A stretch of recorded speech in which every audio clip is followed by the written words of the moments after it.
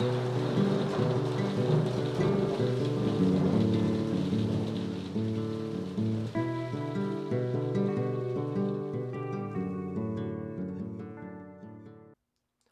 back to the channel. My name is Melanie and I am super jazzed to be here as always. Today we are diving into part 2 of my 2021 A Pagan Plan with me. Today I'm going to be sharing with you guys my tarot spread page. It is the second page in my bullet journal and I am probably the most excited about this page for 2021's yearly spreads. I am someone who doesn't use tarot as a predicting tool very often, so this kind of year-at-a-glance forecast is the only way I use tarot in a fortune-telling sense. I wait to look up the meanings and the definitions and see the vibe of the card until I hit that month. So, well, this year, January is the Lovers. So until January hits, I'm not going to be doing much looking into what the Lovers means in the month of January. I enjoy using tarot this way because I like to look back on the month that I've had and see how the themes and energies have kind of played out. It was originally something I did to kind of test tarot's validity, but I have since then fully been converted and convinced that tarot adds value to my life. So I enjoy having this kind of foresight of the months to come, and it gives you just kind of an energetic blueprint of what your year is going to look like. In this video, I won't actually be showing how I do the tarot pulls. That video is going to be coming out later at the end of December. So if you want to see how I actually do the ritual of pulling tarot for a whole year in advance, then hit that subscribe button and turn on your bell notifications so that you can be notified when it's released at the end of the month. Like I said, this is part 2 of my Plan With Me series, so if you want to see part 1 where I show my name and date page, check out the description below where I'll link the video, or up here somewhere in the cards. Before we jump in, I do want to say a quick thank you for all of the feedback and kind words I received for part 1 in this series. It is my first Plan With Me, and I was a little bit nervous to share with you guys, but I thought it was a cool intersection of 2 hobbies of mine: witchcraft, paganism, and bullet journaling. So I'm excited that there are people out there who enjoy those 2 things combined together.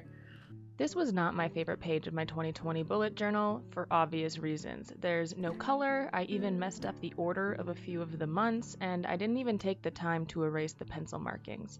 My plan for this year is to incorporate a lot more color. I want my pages to be full, with backgrounds and detailed foregrounds. If you've not had the chance to watch part 1 of my Pagan Plan With Me series, I will leave the link in the description below as well as in the cards on the screen so you can check that out. My tarot forecast page is my second page in my bullet journal because it gives an overview of the entire year. I take these cards and I expand upon them in each monthly spread that I do. I start with a rough outline in pencil. I divide each of the pages in 2, resulting in a grid of 4 squares. I have decided to use my 2021 bullet journal a little differently and divide it via the seasons. Hence the 4 squares, and you'll see why that is important a little later on in the video. Symmetry is really important to me. While it doesn't have to be perfect, I do spend a lot of time roughing in the design and the layout with pencil so that I can change it if I don't like the way that it sits. We do a little bit of a vibe check before we switch gears and start outlining the tarot spread page.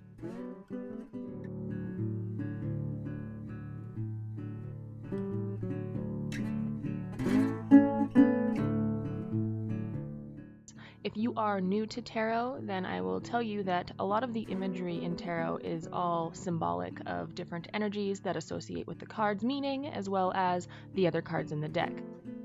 You can see now why the 2020 tarot spread was a little uninspiring, as it was in black and white.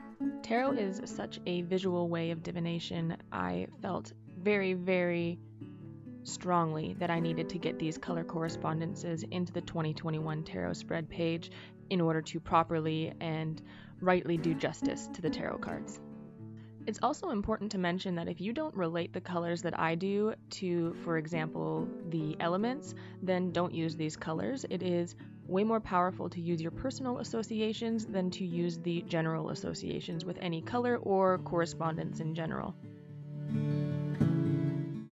Because I chose to divide this bullet journal via the seasons and wanted 3 months in each season, I decided to start my bullet journal with December 2020 instead of January 2021. We're starting with the winter quadrant, and I chose to use pencil crayons instead of my Tombow markers because the spaces I'm coloring in are so small and I didn't have the variety of colors I wanted in the Tombow pens.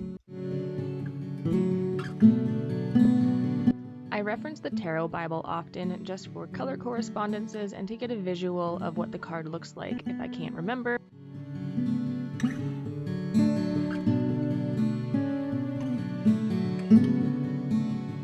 I created my own version of shorthand tarot-ness that combined many other people's versions of it, but there are many lists online that show you shorthand abbreviations of the tarot cards so that you don't have to write them out or draw them out if you'd like, or you can create your own. For example, with swords, I just draw daggers.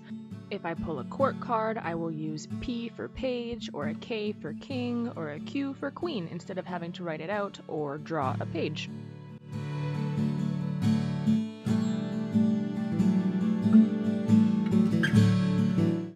I'm happy with how the cards turned out. They do remind me of little Polaroid photos, but that's all right. We are on to doing the seasonally corresponding backgrounds.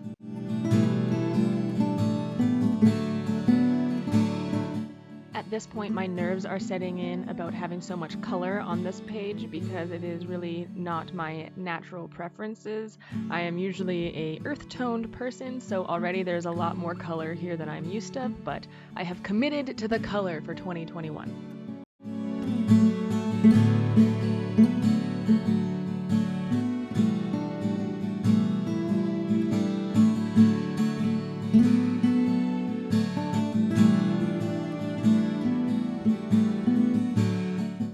I obviously start out by just roughly drawing in with a pencil the general layout, and because this is the first point in my bullet journal where I am going to clearly display the 4 seasons in one spread, I had to go with the classic tree that changes through the seasons. So I am drawing a tree in each corner of the 4 quadrants, and I will be decorating it according to the season it is in.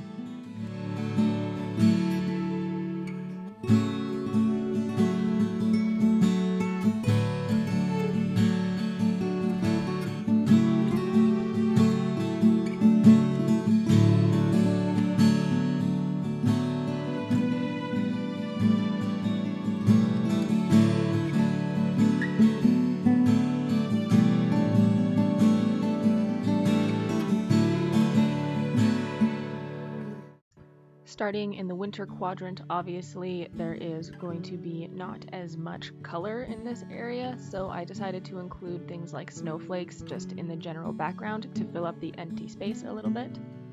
I also wanted to mention that because I am starting in 2020, I actually pulled over December's card from my 2020 tarot spread, and I didn't pull a new card for it for 2021. I will be releasing my 2021 tarot forecast video shortly, so make sure you hit subscribe and turn on your bell notifications so you can see how I pull cards for my year tarot forecast.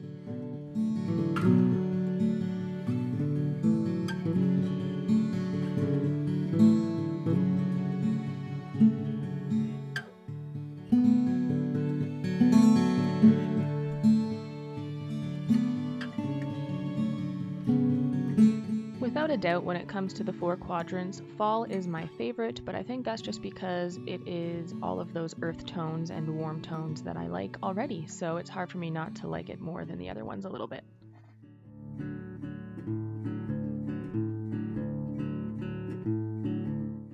I felt like there was a lot going on and I wanted to more clearly divide the pages from each other, so I decided to take corresponding colors to the seasons and outline their quadrant. For the general cohesion of this entire spread, I decided to go with purple for winter instead of blue because my blue marker was too dark in comparison to the other colors for the other 3 quadrants. I know that might sound like I overthought this too much, but color correspondences are really important to me, so I felt like I really had to do my best to get it right.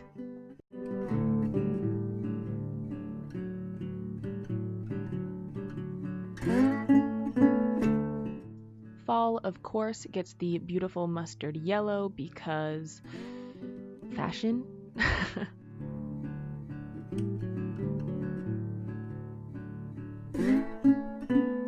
I chose a green for springtime because when everything starts growing again, it's when I realize I missed the green so much throughout the entire winter, so I have a whole new appreciation for it when it shows up in the spring. Last but not least, summertime gets bright red for apples and beach volleyballs and just the bright warmth of summertime.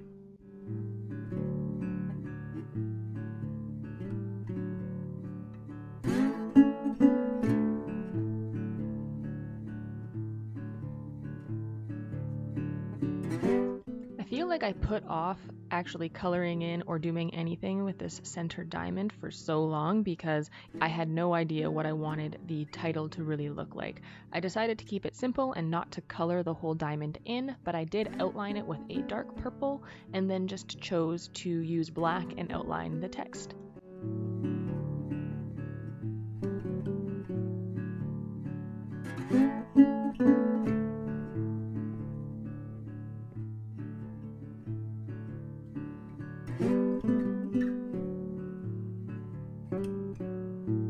Making these videos really made me realize that I was that person who will turn the entire book in order to make sure I felt like I was going to get a cleaner line.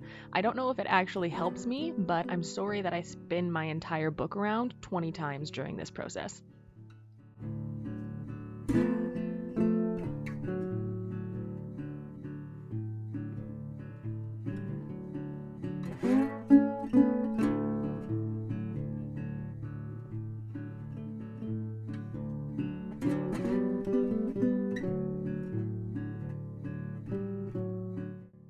I did go in and outline some of the trees and some of the details with a very fine-tipped black marker. I almost forgot to show you guys that, but I do think it added a lot of definition and helped make more of the details pop.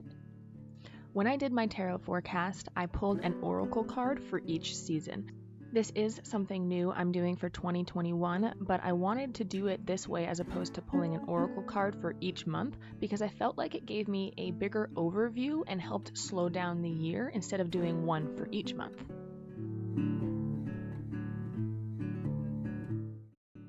This is my 2021 tarot spread page all finished.